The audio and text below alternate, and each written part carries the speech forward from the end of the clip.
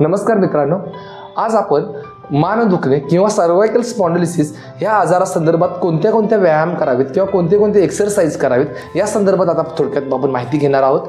ज्या समोर मान खाली वाकवून डाव्या खांद्याकडून मागच्या बाजूने उजव्या खांद्याकडून पुन्हा समोर आणणे, तसेच परत उजव्या खांद्याकडून मागील बाजून डावा खांदा व समोर आणणे।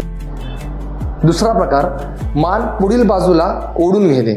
त्यासाठी उजव्या हाताचा वापर करा। उजवा हात डोक्याच्या मागील बाजूला दाब देऊन मान पुढील बाजूला ओढणे, यामुळे पाठीच्या मणक्याला मागील बाजूने ताण आल्याचा फील येतो। ही प्रक्रिया 1 ते 10 आकडे बोलेपर्यंत करायची व पुन्हा मान सरळ करणे। दुसरा प्रकार, मान उजव्या बाजूला झुकवणे। त्यासाठी उजव्या हाताचा वापर करावा। उजवा हात डोक्याच्या वरील बाजूस ठेवून मान उजव्या बाजूला दाबणे किंवा ओढून घेणे। ही प्रक्रिया 1 ते 10 आकडा बोलेपर्यंत करावी, त्यानंतर मान पुन्हा रिलॅक्स करावी।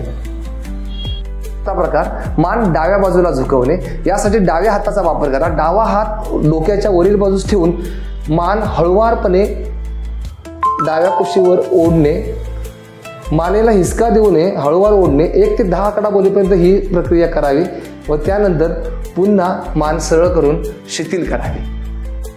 मान मागच्या बाजूला झुकवणे। त्यासाठी देखील उजव्या हाताचा वापर करून हुनवटीच्या खाली हात ठेवून मान मागच्या बाजूला ढकलणे।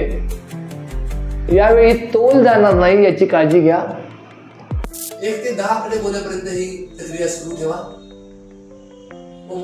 व पुन्हा मान हळुवारपणे शिथिल करा। 6वा प्रकार, उजव्या हाताने डावा हात खेचून घ्यायचं व मान डाव्या कुशीला वळवायची। 1 ते 10 आकडा बोलेपर्यंत मान डाव्या बाजूला ठेवून पुन्हा सर्व शरीर शिथिल करावं।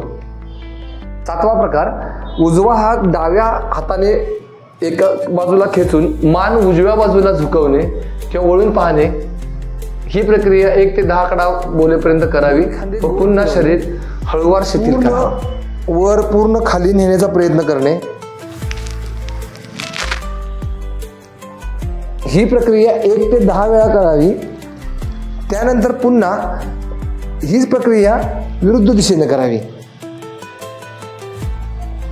पूर्ण हात खांदा मागं घेऊन पूर्ण वर घेऊन पुन्हा पूर्ण पुढे आणण्याचा प्रयत्न करावा। आपापल्या परीने जितकं जमेल तितका हा व्यायाम प्रकार करावा।